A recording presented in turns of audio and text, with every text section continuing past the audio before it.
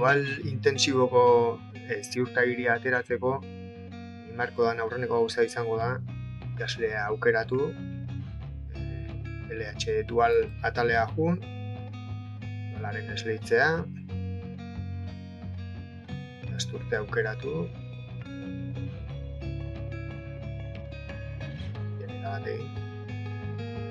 Adibidez, ikasle bat ikusten baldin bada, aurreneko gauza izango zen editatzea, ikasle aukeratzen dugun ikasle horren gainean editatu eman, eta hemen ikasle horren datutan, azkeneko pestainan esleitzaren datuak hortan gai dala jarri beharko dugu. Gai ezpada ez da ateako ziurtagiria, orduan gai eman eta gorde. Orduan ja, ikasle horren ziurtagiria atea izateko, hemen beran txosteneta jun, eta ikaslearen ziurtagiria sakatu.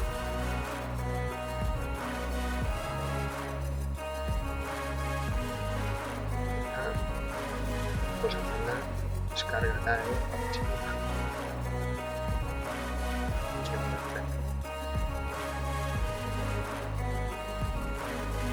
Hemen agertuko litzake, gaztetxearen logoa, Eusko Jaurlaritzakoa, hemen enpresaren logoa jartzeko, hori ez dut deskargatzen, eta LH dualaren zikilua.